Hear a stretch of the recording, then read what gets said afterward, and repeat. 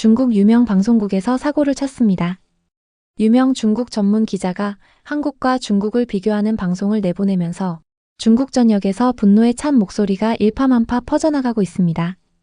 이 방송을 접한 중국 정부는 충격에 쌓여 사태 수습을 하느라 정신이 없는데요.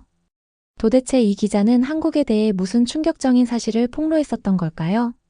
지금 바로 사연을 시작해 보겠습니다.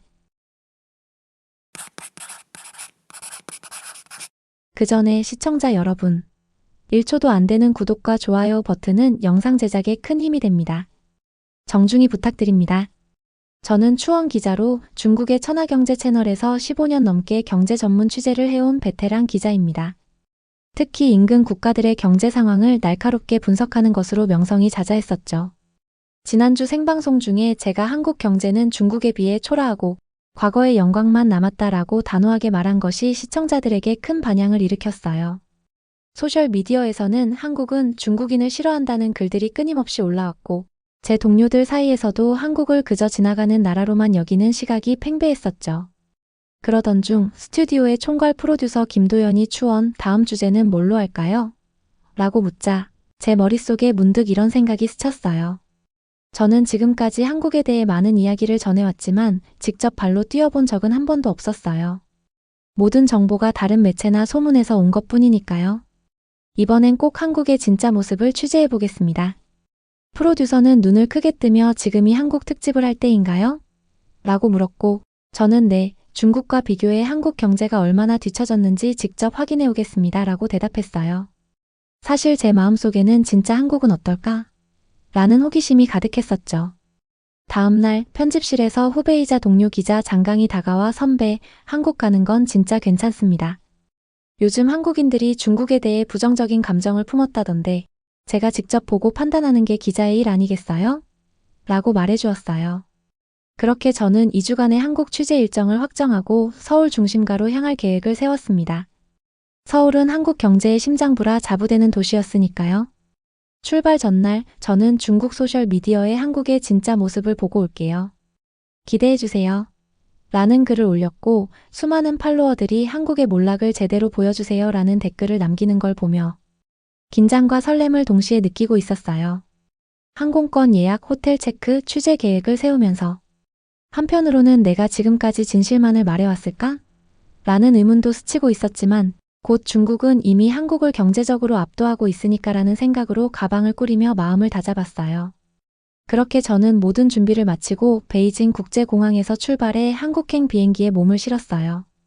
제 마음은 설렘과 기대감으로 가득 찼고 이 취재가 제 인생의 전환점이 될 거라는 예감은 전혀 없었죠. 인천국제공항에 도착한 순간 저는 비행기에서 내려 공항 건물로 들어서자마자 깨끗하고 효율적인 시스템에 넋을 잃었어요. 자동 출입국 시스템은 중국에서 보던 것보다 훨씬 빠르고 정확해서 이게 정말 한국인가? 라는 감탄이 절로 흘러나왔어요. 공항을 빠져나와 택시를 잡자 택시 기사 이현우 씨가 반갑게 중국어로 니하오, 중국에서 오셨어요? 라고 말을 걸어오셨어요. 놀라서 네, 베이징에서 왔습니다. 라고 대답하자 그는 요즘 중국 손님이 많아서 중국어를 좀 배웠어요. 서울 중심가로 모셔다 드릴게요 라고 말하며 택시가 고속도로를 달리기 시작했어요. 택시 창밖으로 보이는 서울의 풍경은 질서 정연한 도로와 깨끗한 차량들, 그리고 맑은 하늘과 신선한 공기를 보여주었고 저는 서울의 공기가 이렇게 깨끗할 줄은 몰랐어요 라며 감탄했어요. 기사님은 웃으며 몇 년 전보다 많이 좋아졌죠. 중국은 어떠신가요? 라고 물으시자 저는 순간 베이징의 스모그를 떠올리며 말문이 막혔어요. 곧이어 서울 도심에 들어서자 고층 빌딩들과 현대적 디자인의 건물들, 세련된 상점들과 광고판들이 눈앞에 펼쳐졌고 저는 중국 매체에서 보던 침체된 한국의 모습은 전혀 없네요 라고 속으로 감탄하고 있었어요. 호텔에 체크인한 후 저는 잠시 쉬다가 가벼운 마음으로 서울 거리를 둘러보기 시작했어요. 거리에는 깨끗함이 느껴졌고 사람들은 세련된 옷차림으로 당당하게 거리를 걷고 있었어요. 마치 한국 드라마 한 장면처럼 생생한 모습이었어요. 근처 카페에 들어가 자리에 앉았을 때 한 친절한 카페 직원이 영어로 무엇을 도와드릴까요? 라고 다가와 말을 건넸고 저는 중국에서 왔는데 한국어가 서툴러서 죄송합니다 라고 답하자 그분은 환하게 웃으며 괜찮아요. 저희는 중국어 메뉴도 준비되어 있어요 라고 말해주었어요. 그 순간 저는 한국의 체계적인 서비스에 감탄하며 따뜻한 기분을 느끼고 있었어요. 노트북을 펼쳐 내일의 일정 삼성전자 본사 방문 계획을 확인하던 중 저는 옆 테이블에 앉은 젊은 한국 기자와 눈이 마주쳤고 그분은 중국에서 오셨나요? 방금 중국어로 말씀하신 걸 봤어요 라고 말을 걸어왔어요. 저는 네, 베이징에서 왔습니다. 저는 상하이에서도 몇 년간 일한 경험이 있어요 라고 답하며 한국과 중국의 비즈니스 환경에 대해 짧게 이야기 나누었어요. 카페를 나오고 호텔로 돌아가는 길에 저는 동료 장강에게 첫날부터 정말 놀라운 것들이 많았어요. 한국은 우리가 생각했던 것과 완전히 다르네요 라고 메시지를 보냈어요. 장강은 선배 벌써 세뇌당하셨나요? 라며 웃었고 저는 아니, 그냥 사실대로 말하는 거예요. 내일은 더 많은 걸 보고 전해드릴게요 라고 답하며 호텔 방에서 서울 야경을 바라보고 있었어요. 나는 이제 시작일 뿐이다.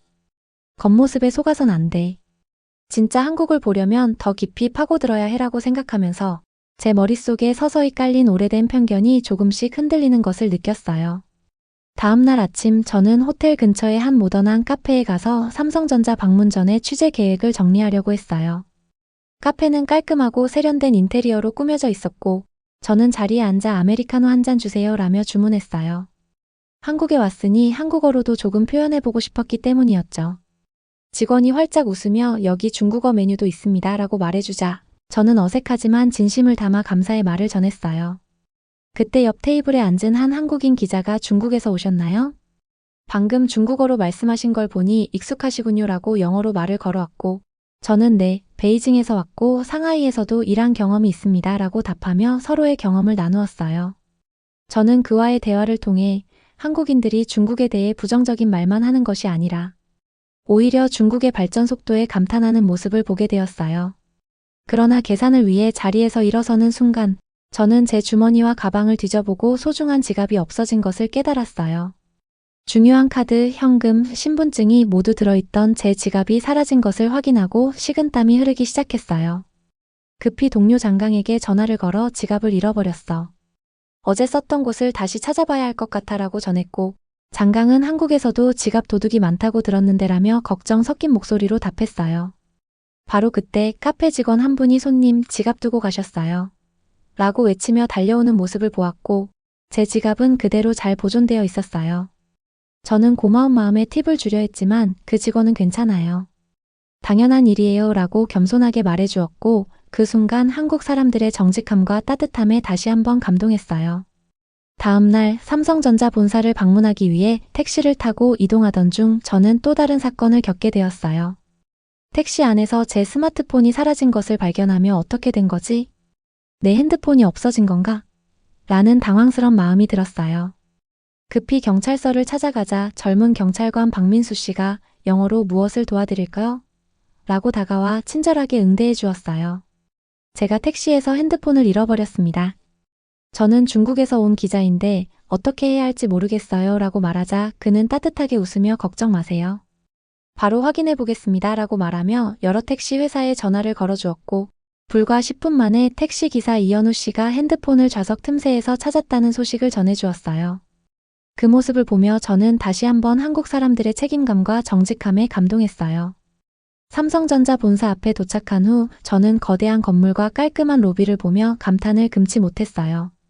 로비에서 안내 직원이 중국어로 추원 기자님 환영합니다 라고 제 이름을 정확히 불러주며 따뜻하게 맞이해 주었고 저는 삼성전자 내부 투어에 들어섰어요.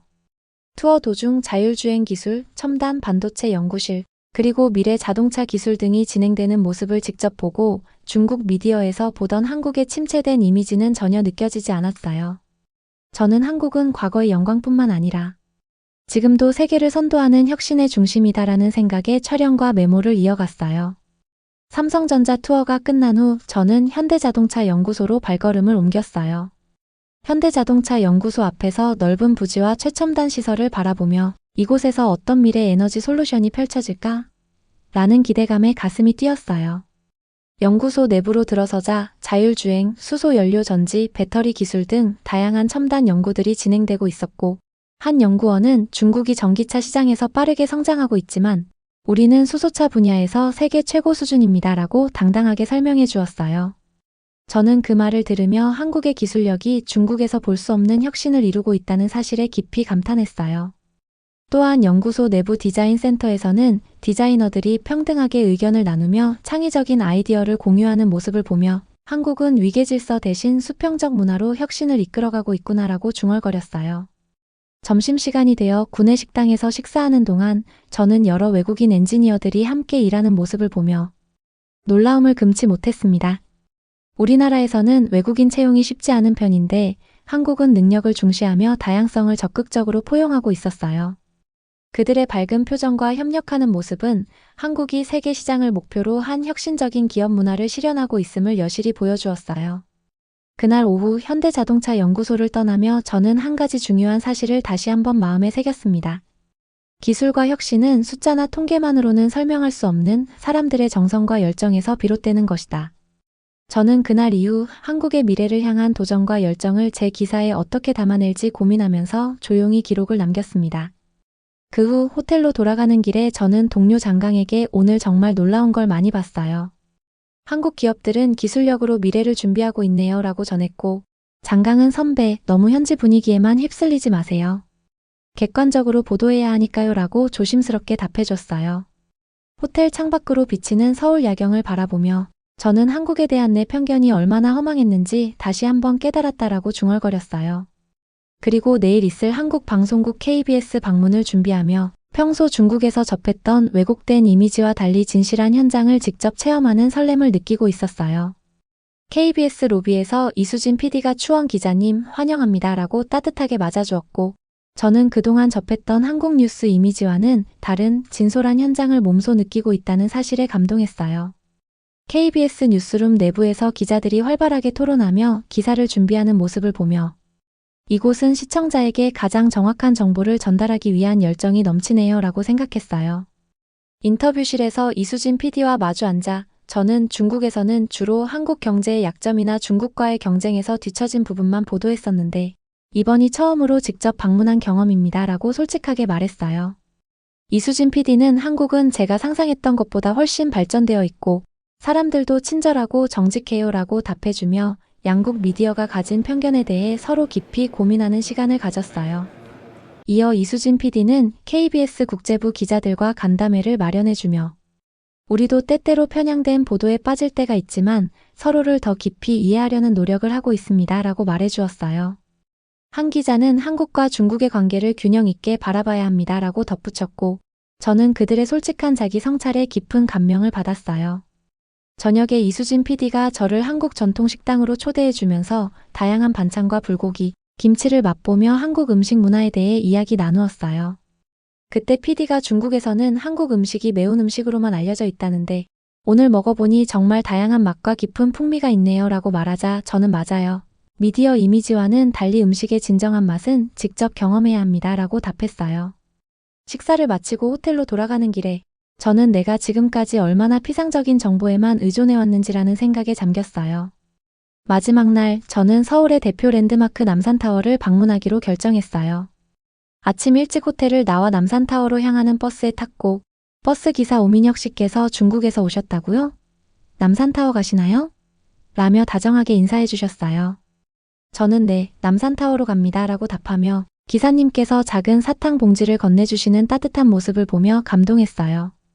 버스가 남산으로 올라가는 동안 창밖으로 펼쳐진 서울의 전경은 고층 빌딩과 전통, 한옥이 어우러진 멋진 풍경이었어요. 남산타워에 도착해 엘리베이터를 타고 전망대로 올라가자 360도의 서울 전경이 한눈에 펼쳐졌고 저는 그 장면에 넋을 잃고 있었어요. 전망대에서 만난 한 노부부께서 중국에서 오셨나요? 사진 한 장 찍어드릴까? 라며 다가오자 저는 따뜻한 미소로 고개를 끄덕이며 그들의 친절에 감동했어요. 노부부와 함께 사진을 찍은 후 그분들은 작년에 베이징 방문의 추억을 나누며 한국과 중국의 문화적 공감대를 이야기해 주셨어요. 저는 양국 시민들 사이에는 미디어가 만들어낸 갈등보다는 서로에 대한 호기심과 존중이 더 많다는 것을 뼈저리게 느꼈어요. 전망대 카페에서 커피 한 잔을 마시며 저는 그동안 겪은 모든 일을 되새겼습니다. 한국은 몰락한 나라가 아니라 사람들의 따뜻함과 진솔함이 넘치는 나라다라고 속으로 중얼거렸어요. 지갑을 되찾아준 카페 직원, 핸드폰을 찾아준 택시 기사, 그리고 방송국에서 진솔한 인터뷰를 나눈 이수진 PD와 기자들의 모습 등 모든 순간들이 제게 큰 감동을 남겼어요. 한국의 진정한 힘은 GDP나 기술력만이 아니라 사람들의 마음과 문화 그리고 위기를 극복하는 회복력에 있구나 라는 걸 느낄 수 있었어요. 그날 저는 남산타워에서 바라본 서울을 마음속 깊이 새기며 앞으로 제 기사가 단순한 경제 분석을 넘어서 사람들의 진실된 이야기를 담아내야 한다는 다짐을 다시 한번 굳혔어요. 남산타워에서 내려와 전통시장을 구경하러 나서자 시장 상인들이 친절하게 다가와 흥정할 때도 웃음을 잃지 않는 모습을 보았어요.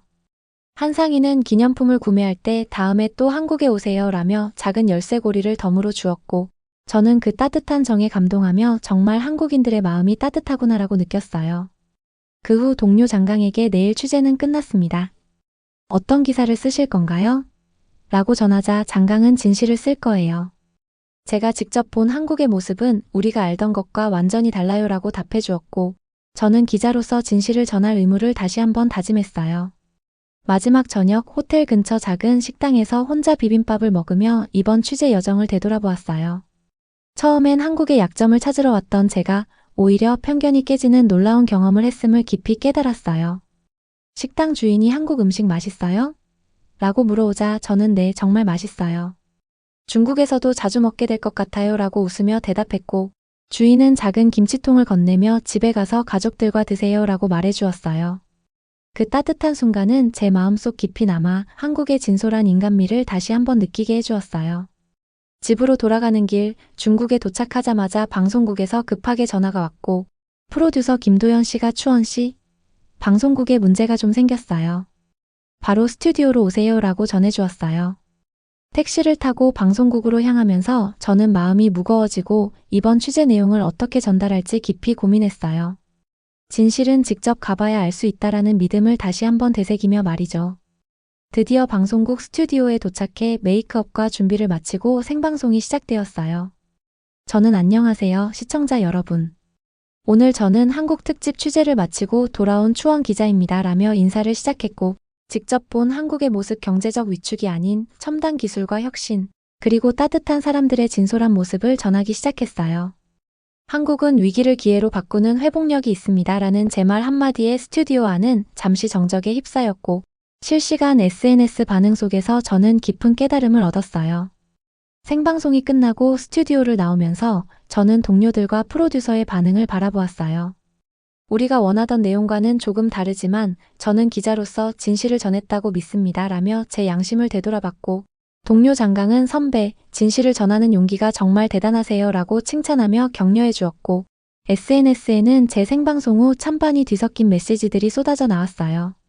집으로 돌아가는 길 택시 창밖으로 보이는 야경을 보며 저는 한국은 몰락한 나라가 아니라 사람들의 정직함과 따뜻함이 넘치는 나라다라는 생각에 잠겼어요. 그동안 중국 미디어에서는 한국에 대해 부정적인 이미지만을 부각시키려는 경향이 강했지만 이번 취재를 통해 저는 한국의 다양한 면목, 즉 첨단 기술과 효율적인 시스템 그리고 무엇보다도 사람들의 따뜻한 마음을 직접 목격할 수 있었어요. 남산타워에서 받은 작은 사탕 봉지를 다시 한번 들여다보며 그 안에 담긴 따뜻한 마음이 얼마나 큰 위로가 되는지 깨달았어요. 마지막 취재 여정의 끝에서 그동안의 취재 경험은 제게 단순한 업무를 넘어서 한 인간으로서의 성찰과 성장의 기회를 선사해 주었고 앞으로 어떤 어려움이 닥치더라도 진실을 잃지 않겠다는 결심을 굳건히 하는 계기가 되었어요. 오늘 제가 이 글을 통해 전하고자 하는 메시지는 바로 이겁니다. 진실은 직접 가봐야만 알 수 있으며 그 경험 속에서 우리는 서로 다른 문화와 정서를 이해할 수 있다. 기자로서, 한 인간으로서 저는 앞으로도 항상 편견 없는 진실 보도를 위해 노력하겠다는 굳은 다짐을 하며 오늘 이야기를 마무리합니다. 오늘 사연은 여기까지입니다. 네, 오늘 사연 어떻게 들으셨나요? 진실은 언제나 직접 경험해야만 알 수 있습니다. 이 말은 오늘 제가 여러분께 전하고자 하는 마지막 메시지입니다. 영상이 도움이 되셨다면 구독과 좋아요, 댓글로 응원해 주시길 바랍니다. 앞으로도 따뜻한 이야기와 진솔한 경험들을 전해드리며 여러분과 함께 소중한 시간들을 만들어가는 데 노력하겠습니다. 긴 이야기 끝까지 시청해주신 모든 분들 진심으로 고맙습니다. 다음 영상에서 또 만날 때까지 모두 행복하고 평안한 하루 보내세요. 그럼 구독자 여러분들 감사합니다. 그리고 사랑합니다.